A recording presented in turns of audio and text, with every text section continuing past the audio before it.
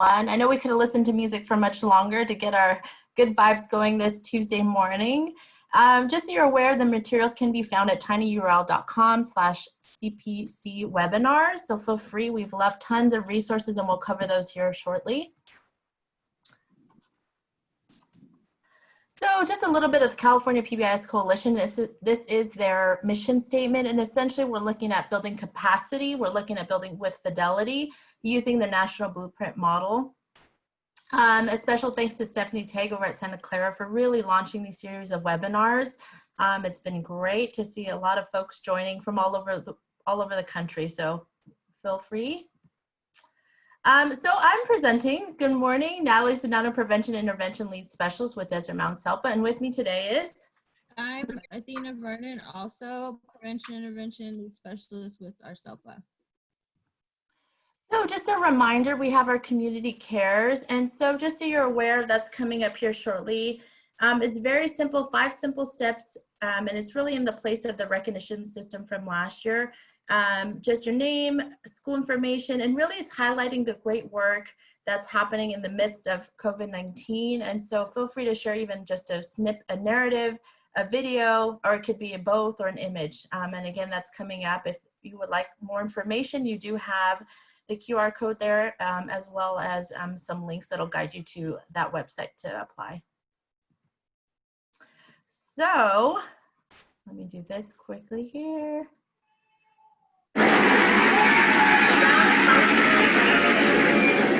Just to thank you for, the midst of things happening, rocking and rolling, we're still continuing as educators because that's what we do. And so we wanted to share just something that we are working on as a team is our PBIS plugged in. And it's essentially keeping our teams and our trainings aware of current updates, current things that are happening, and again, supplying them with different tools and opportunities, as well as our parents plugged in, which is an opportunity to share resources and information with our families. And so those have been great successes, as we have had some of our districts, even school sites share that on their website. And so we wanted to share kind of what the work that we're doing. Anything to add to that, Athena? We wanted to just do as much as we could for teachers. We know this was a quick transition that everybody had to go through. So the more we could do to offer for them to just throw up on their website or send out in an email, we wanted to be able to support in that way. So this one over here on distance learning, and kids are practicing that virtual learning. We put a little clip in there from our favorite Jedi mind trick scene. So we hope you guys get a kick out of that.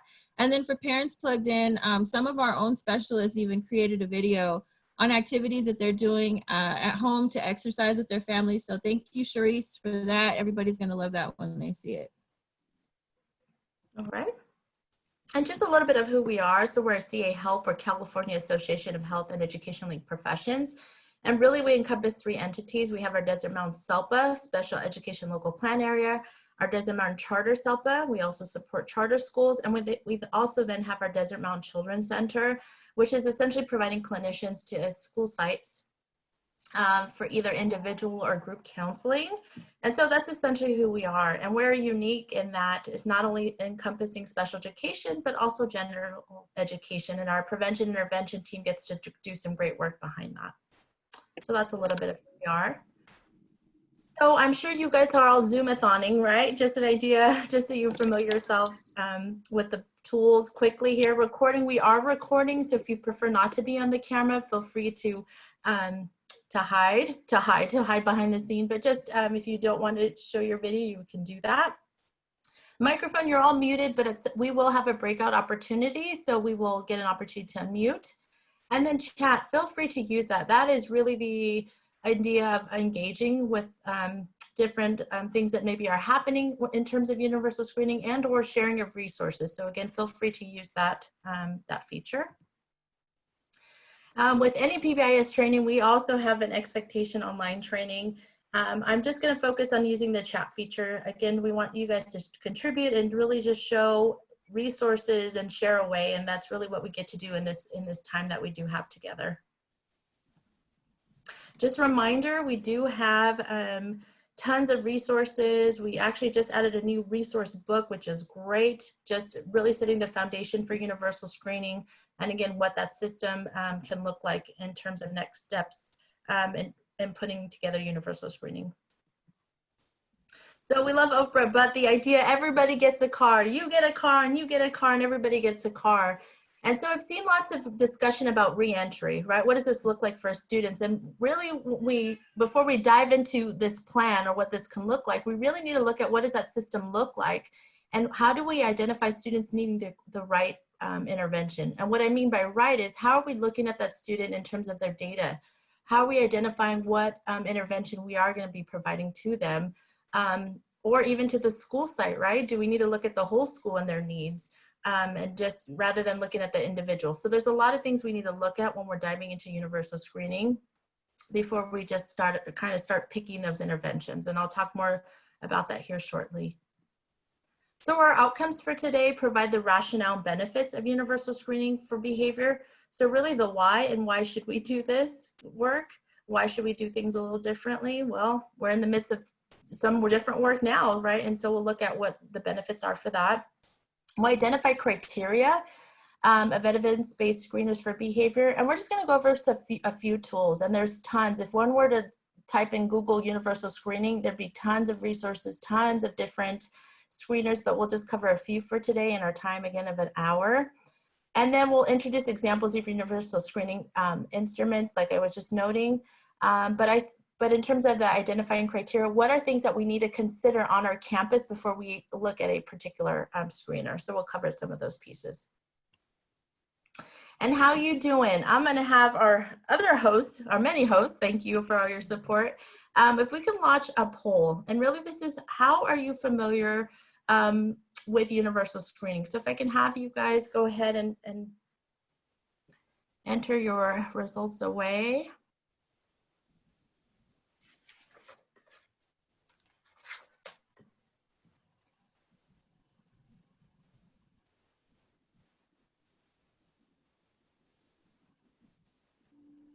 All right, we're at 72%, 73. Give it a few more seconds here.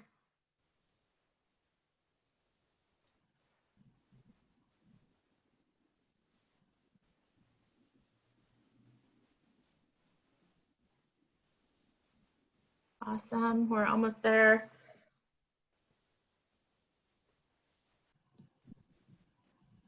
All right, I'm gonna have us end the poll, thank you. So what we have is about 34% of are somewhat familiar, okay. 4% have used a universal screening tool, which is great. Again, using that chat to share what is it that worked for you, what didn't work. And then we have about 17% that are not familiar. And we have 27% that are barely familiar. Perfect. All right, so this is a great opportunity to do this overview in our hour time together. All right, Athena. Okay, so just a little food for thought for you all as we go through the presentation today. Albert Einstein is saying here, it's not that I'm so smart, but I just stay with the questions much longer. So that's probably, I'll go on a limb and say that's probably the only thing I have in common with Albert Einstein is that I stick with the questions a lot longer than sometimes my team is even happy with, but they deal with me and they give me plenty of grace as I'm asking all the questions. And sometimes it proves to be kind of helpful. So keep that in mind as we walk through today. Okay, so of course, we're going to look at the triangle. We're going to take a peek at multi-tiered systems of support. If you want to go ahead and throw in the chat how many triangles you've seen as you've been on Zoom for the last couple of weeks, go for it. And then really what we want you to think about today is the interventions that you have in place. So as you start looking at universal screening, we want to just make sure that you absolutely have interventions up and running and that they are in place, because as our colleague Jessica will tell us all the time, once you screen, you must intervene. So here's a really good way to just kind of do an inventory for what you have in place for tiers 1, 2, and 3, so that when you do get that data back and you start looking at what supports are going to look like for kiddos, you start seeing how effective and how efficient you can be. And then also noticing all the behaviors that are going on campus in all of those tiers. because as we know, those externalizing behaviors are easier to see, but it's those internalizing behaviors that we really want to focus on as we start looking at universal screeners. Thanks, Natalie. Okay, so, but where do we start, right? Especially when you're saying, okay, Athena, those externalizing behaviors, these are the things I see on campus. Where do we possibly start? So if you just want to take a peek at those, go ahead and throw in the chat any behaviors maybe that you were seeing on campus or that you're seeing now in virtual classrooms that you hadn't seen before. I'm just going to read off a couple here. Ripping paper out of a notebook and crumbling it, making faces, whispering, repeatedly sharpening the pencil. I'll be very honest, when I first started working in the classroom, that was a pet peeve of mine. Just getting up and sharpening that pencil down to the eraser and then asking for another pencil would drive me a little crazy. But I learned to get past it and put some things in place to help kiddos with that. Snapping gum, that would probably drive my mother nuts, still does to this day. Making rude noises. Crumbling up work and throwing it away. I just seen that in the chat right there. Yes, especially when, I don't know if the students are realizing it, but who are they hurting if they're crumbling up work that they started doing and tossing it? They're hurting themselves, right? But it's the attention, right? It's attention-seeking behavior that they're reaching for there. And we're gonna walk through what this can look like in a good starting point. Okay, so let's talk about the definition here. So really, universal screening is just a process for providing a brief assessment to all students. So this is that first step to kind of going into your system and looking at, are we giving the interventions that we have an accurate view? So if there's things going on in tier 1 and all of a sudden, you know, maybe next year we're looking up going, the things that we had in tier 1 are not really cutting it anymore. Something might've happened over the summer. Sometimes kids come back totally different. And then sometimes we can go a couple of years with similar behaviors in place and we feel like we're okay. So because of that, universal screening gives you a broader kind of bird's eye view of what you're dealing with and making sure you have an accurate idea of what's happening in tier 1. Because once you start identifying students for tiers 2 and 3, it's going to be really hard to sustain those supports if you start getting top heavy in your triangle. So you want to make sure tier 1 is always first and foremost on your minds, on your teams, and then work towards those decision rules for tiers 2 and 3. So I can imagine for right now, whatever re-entry looks like onto campus, tier 1 is going to look different for just about everybody. There's going to be some behaviors that come back that, you know, we just didn't know or weren't ready for, and that we'll have to be ready for. So automatically that changes the way tiers 2 and 3 will look as well. And then just one more note before we move on. That last sentence there, universal screening is the first step in identifying students who may be at risk, both for academics and behavioral categories. Not sure if everybody heard, but I believe it was mid-October, CDE went ahead and passed policy. It's on the website. I believe it's AB 413. I'm going to go ahead and say that on the recording, AB 413, where we're going to replace at risk in our policies with at promise. So you'll start to see districts making those changes in their policies. They're going to pull that term at-risk youth out and replace it with at-promise youth. They're not changing the definition of at-risk. They're just substituting with at-promise. And I believe you should be able to find that on CDE's website. Okay, so here's some good news. We're already accustomed to universal screening. Here's some types that we already have in place. So we already screened for readiness. We already screened for academics, vision, hearing, and dental. What we're asking you all to consider today is that same idea, universal screening, but for behavior. So why not? Maybe we can get more information sooner and intervene earlier. Okay, so a couple more reasons for universal screening. Really, it's about earlier identification leading to earlier intervention. Like we were saying earlier, looking at the triangle, we have a good idea right now of what we're offering all students in tier 1, but what if we could get more information ahead of time? So going into next year, we could beef up tier 1 and be ready for things that we just weren't sure of, but that we would find out mid-year. I know a lot of us working in the classroom come December, you know, we went off to winter break and then came back and we were ready to implement some things. And then we hoped that things got better as the year went on. And then magically the end of the year came upon us so quickly. And then we'd put those things on action plans for the following year.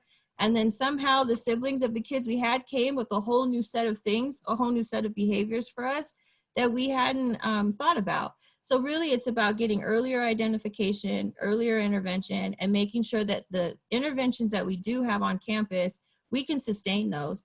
If we're realizing that more and more students are needing tier 2 supports, we should probably go back in and take a peek at tier 1 and make sure 80% are still responding, because I don't know about you, but the sites that we've worked with, they have limited resources for tiers 2 and 3. So the more students that need those, they become overwhelmed, and it starts to become daunting on campus, and folks get burnt out. It becomes an issue with staff buy-in. So you really want to make sure tier 1 is strong. Okay, so again, the question might be, aren't ODRs enough? And absolutely, office discipline referrals are a great way to gather data.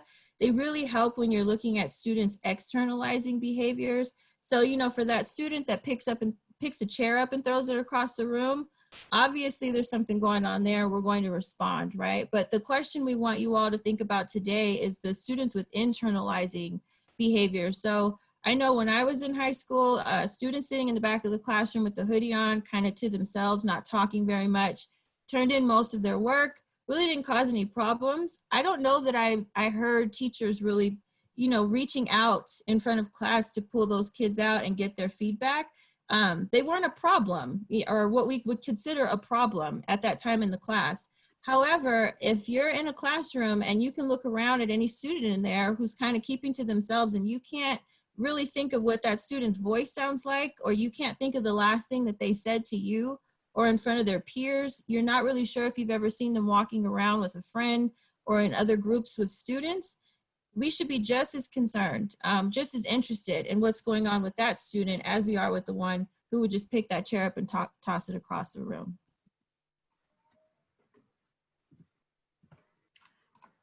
So in terms of speaking of internalizing, we're going to watch this video, Under the Surface, to really understand what we all mean by that.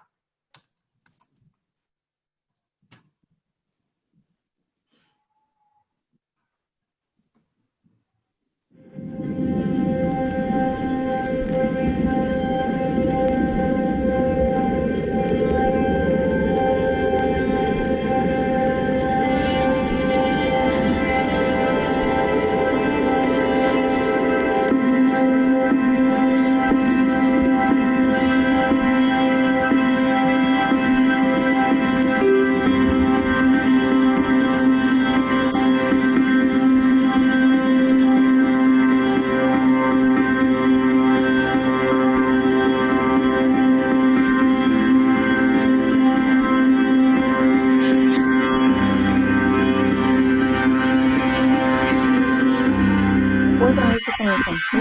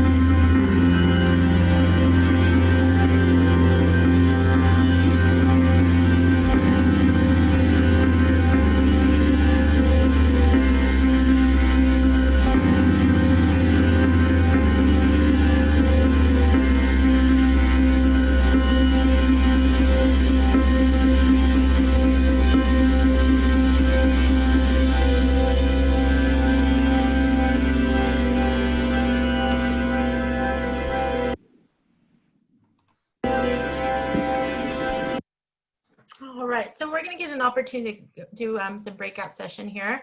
So answering these questions, what stood out for you? And if you had knowledge of another person's experiences, would it change the way you respond to individuals? So if I can have our co-host, we'll get that opportunity for you guys to debrief. We'll give you guys about 10 minutes and then we'll come back and share via the chat. So thank you.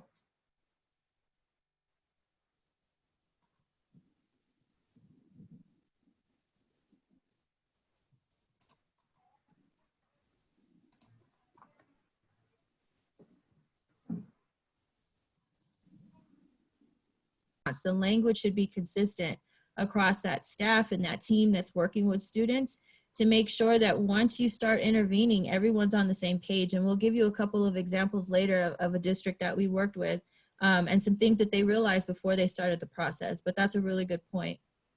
Mm-hmm. Everyone has a story and we should be curious about it. Agree. Understanding behavior doesn't excuse the behavior. Exactly.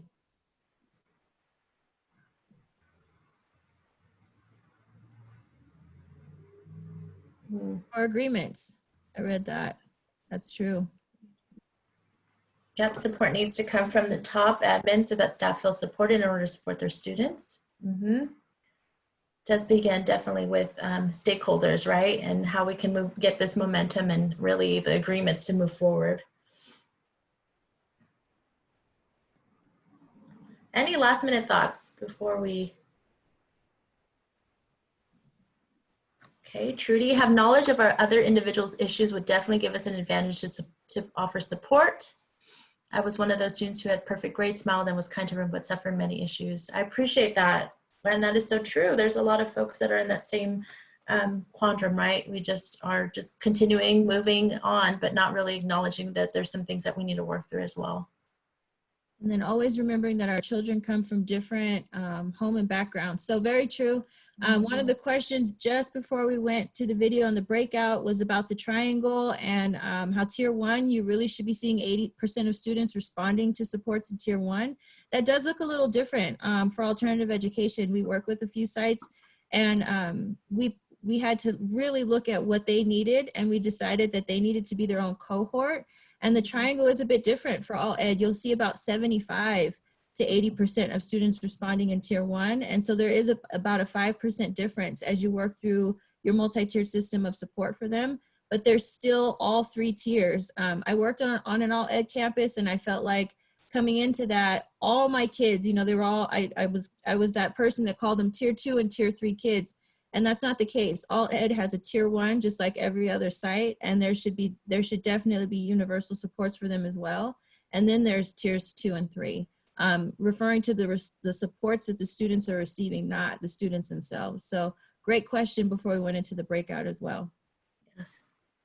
All right. So thank you all for contributing. Appreciate that. And again, it's just that opportunity even to collaborate, right, and share different resources and to share. All right, so moving forward, the preventative pathway. So typically when we think about providing support, so what does this look like for students who may need something, right? We look at maybe a traditional referral or nomination. Could be through the SST process or whatever system you identify. It could be those behavioral indicators such as your office discipline referrals, or again, whatever you call it on your site. Attendance, could be GPA, could be visits to the nurse. And what we're trying to say with systematic screening or using a universal screening tool is that additional layer. What are we doing to really look and identify next steps for a student? Because we really are trying to look at the whole child. We're also saying that we're not just using the screening tool and that's it, right? We get that information and now we proceed, but really we need to look at other pieces that are happening within that student's life, other things that are happening for that student in terms of support, before we look at moving forward with then a intervention, because we shouldn't be quick to just put a Band-Aid per se, right, or an intervention. But again, we need to look at those other pieces to the story to really say, what are some things that we can do for the student, or maybe we need to tweak the system. And again, it's always going back to those conversations when we work with our school sites is what is happening at that tier 1, right, before we jump into those tier 2, tier 3 kind of interventions. So what we know about negative outcomes, if students are unidentified or they're untreated, we realize there's poor grades, possibly high school dropout, unemployment, substance abuse, suicide. And so what we're saying again, as we're talking about universal screening, is again a preventative tool, a tool that's going to help us identify early on how we best support a student.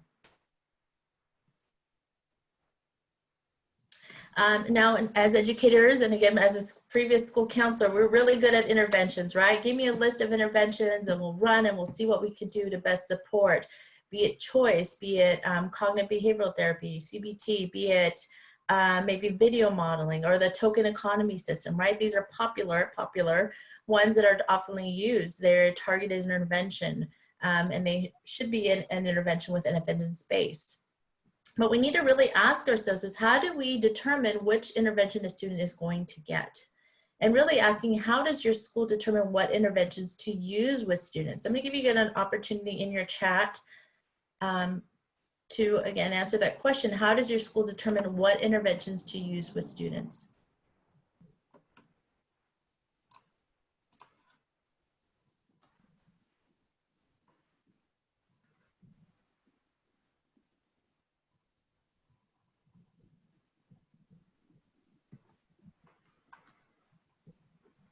So we've got office discipline referrals, teacher recommendations. Mm-hmm.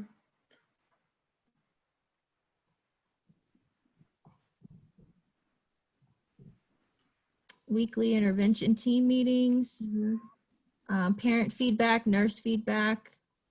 PBIS team uses their office discipline referrals. They go through the SAT process, SSTs, universal screeners, more office discipline referrals,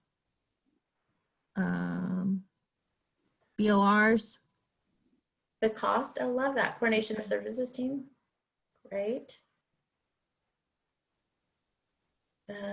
District behavior support team referrals, awesome. Intervention teams. Okay. Nice.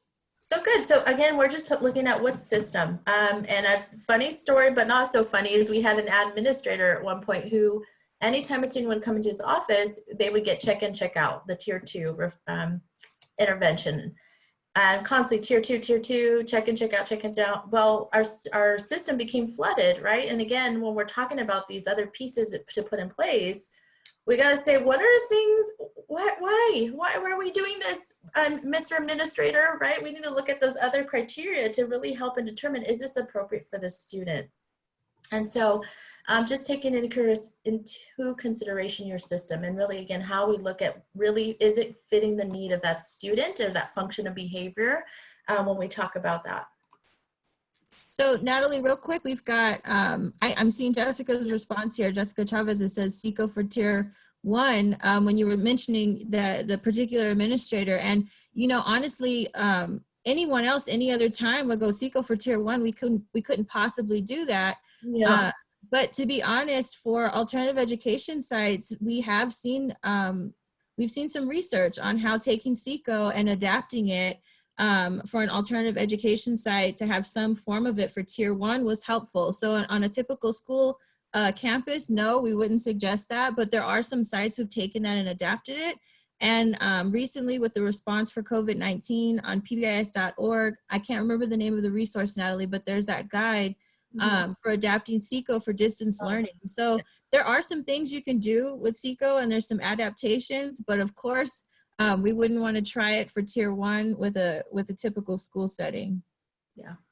And Jessica, no, it was not a small school. How about that? So that really then flooded our whole system. We had to really have that transparent conversation and say, Holtz, right. We need to go back and really have that conversation.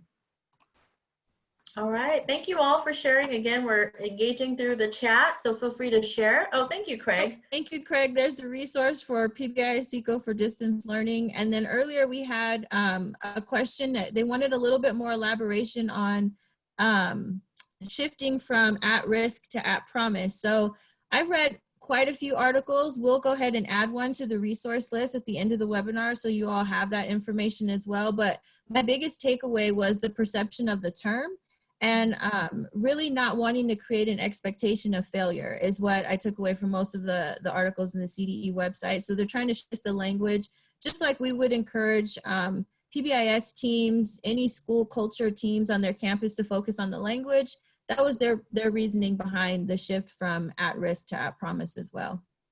And I've read in Illinois, it's at hope is what they call students. So again, just Okay. that shift of how we look at our students and those supports that we need to put in place. Yeah.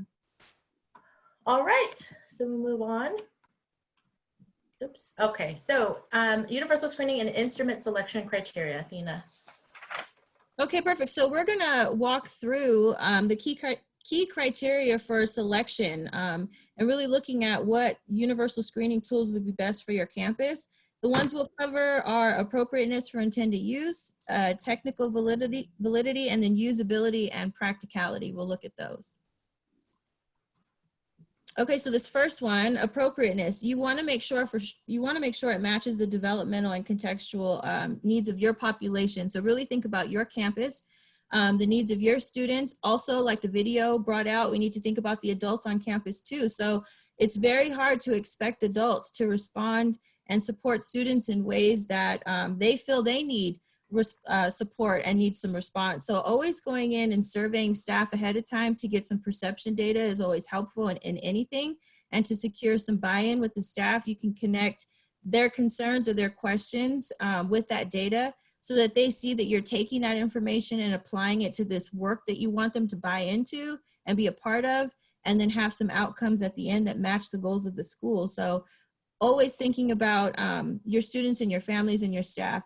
One district that we work with, I mentioned earlier, before they decided to go for even one more step forward with this process, just because of what they know and what they've seen and what they've heard from parents and students and staff, they decided that they wanted to do some cultural responsiveness training, some professional development for their staff, anyone that works with students first.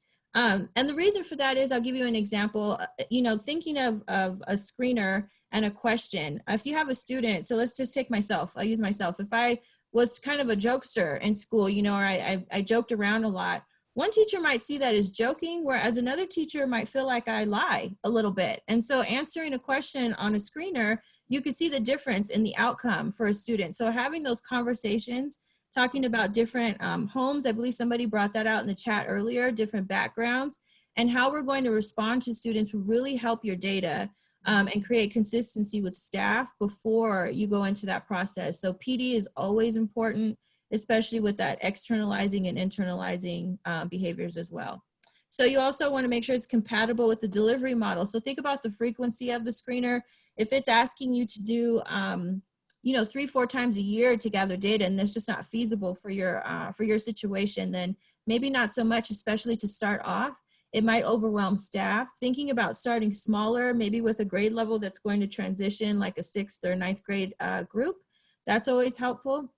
And you want to make sure that the outcomes of the screener are consistent with your goals. So, it's come up in trainings before, you wouldn't necessarily use the data that you got from a screening for hearing for anything or any outcomes or goals you have for vision. So you want to keep that in mind when you're selecting a screener. And then that research validates the instrument for intended use. Really do your homework on it. If it's a screener that has gotten really good outcomes or produce really good data, however, it's a little out of date, you can't find anything recent on it, or it doesn't match the population for your school site. Let's say it was used on a relatively small school site or group of students, and you have a couple thousand students, you want to take those things into consideration.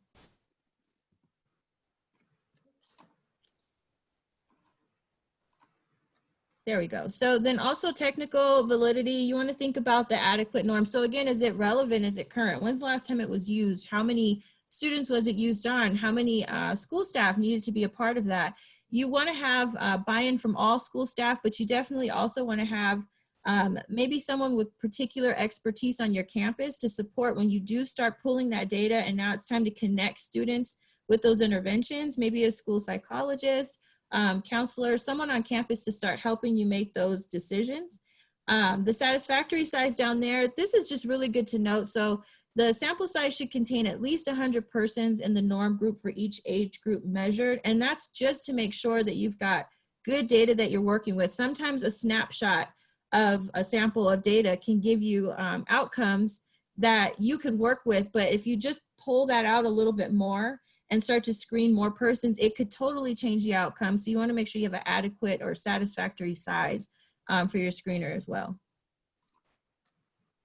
Also, social validity, you want to make sure that it's acceptable and important. So we talked about staff buy-in just a bit.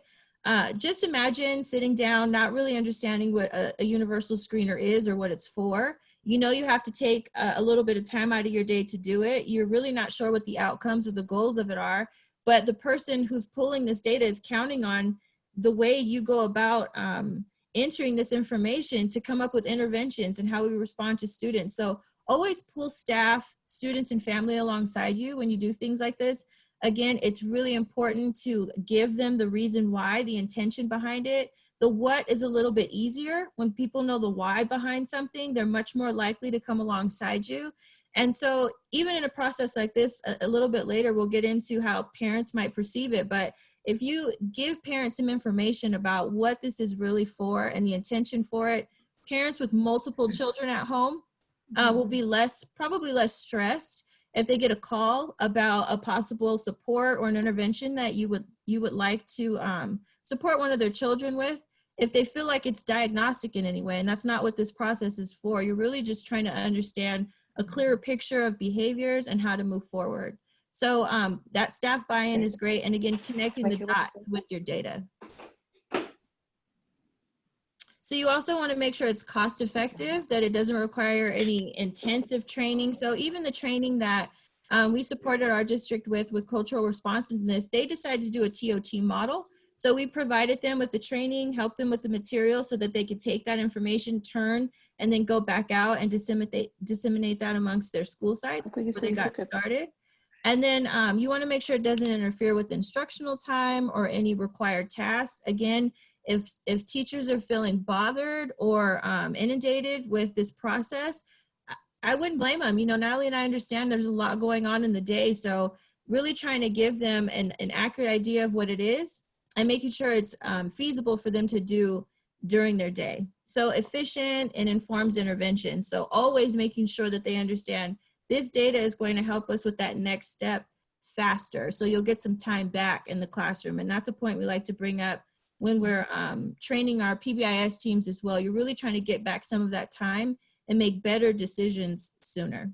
So even though we are strongly suggest database decision-making, this is a great way also to know when to pump the brakes and then when to move faster. So an example we give folks in our teams is let's just say bully prevention, for example. You've noticed that there's bullying on your campus and that there's an issue. Parents are complaining, teachers are concerned, students are having issues, you know, getting along. So you implement a bully prevention program. And then of course, like any other initiative, you want to go get some information. So you survey students, you survey staff, those questions. So like going back to that quote from Albert Einstein, stick with those a little longer.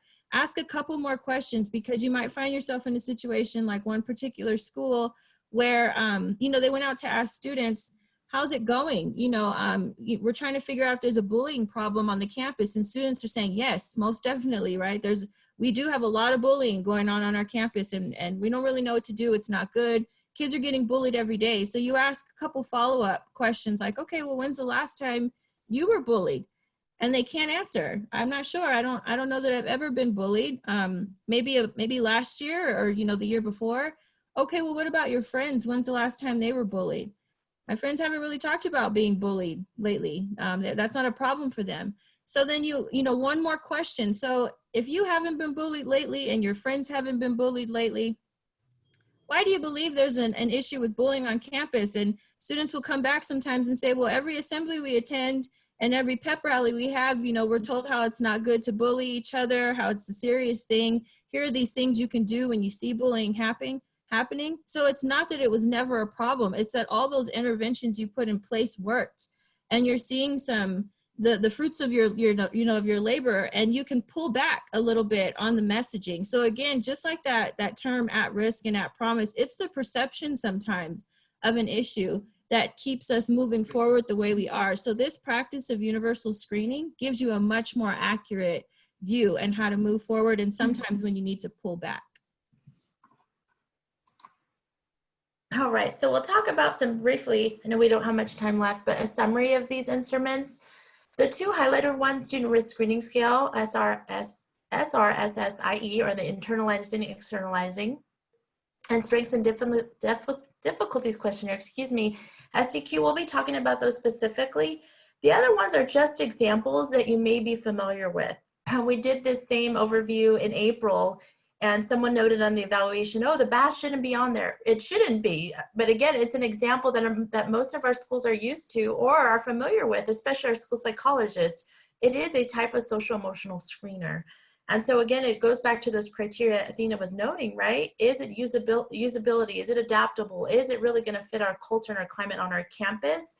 So again, take those, as well as cost. That's a big deal, right? And that's a pretty expensive screener. So again, those two highlighted are either free or there's minimal cost.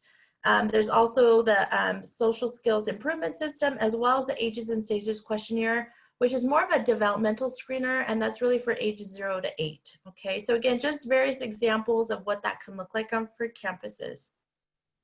So we'll start with the Student Risk Screening Scale, or IE. This is free, we love free here, but it's really essentially a teacher would complete it. And again, when we're saying teacher completed, we're saying that they should know the student at least 4 to 6 weeks prior to screening.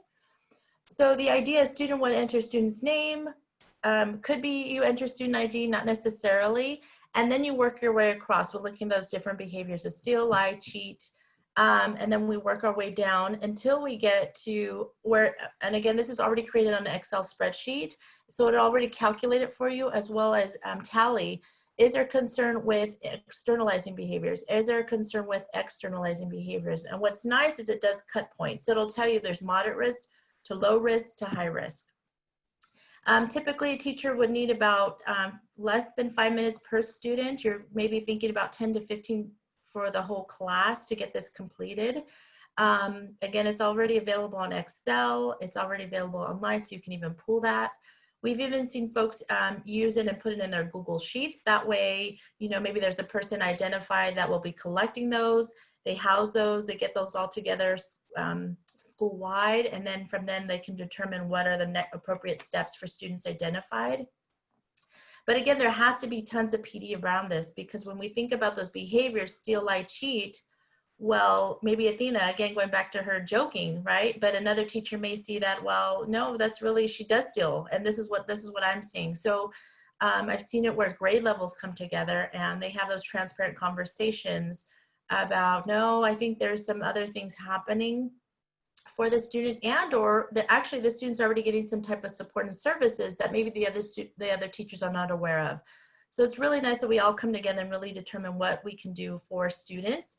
And again, we're not saying either we're not diagnosing students, but we're just saying what are some things that we can look at preventatively for this student, and or look at school-wide, because maybe we're seeing, maybe there is negative attitude per se, right? Well, what are some things that we can really support and bring that positivity and that school, that safe school climate for our students? So again, that's free, and we'll show you the resources where you can find this particular tool. The next tool I want to briefly talk about is the SDQ, or the Strengths and Difficulties Questionnaire. And this is great because when we think about the SRSSIE, that's really looking at teacher perspective. Here we can get student, teacher, as well as parent perspective. And to score, it's about 25 cents a student, or I've heard of a school site that will do it by hand, so you can do that as well. The link is also available in our resources slide, and we'll cover that here briefly. This is typically ages 3 to 17, and it really looks at 5 domains. We're looking at emotional symptoms, conduct problems, hyperactivity, peer problems, and pro-social scale, which is kind of nice because we're also identifying our strengths, which I think is great, and we need to do that as well.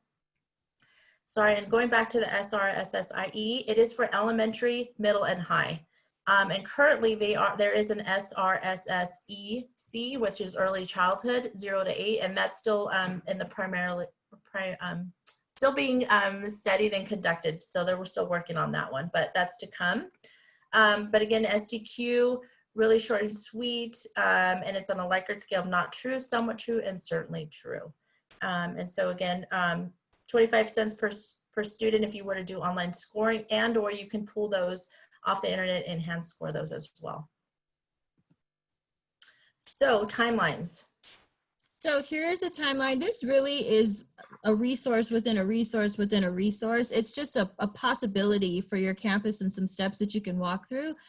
There was a couple questions in the chat about how to help teachers feel comfortable with the screener. So another comment in the chat was that behavior problem was very vague, or it's a little ambiguous.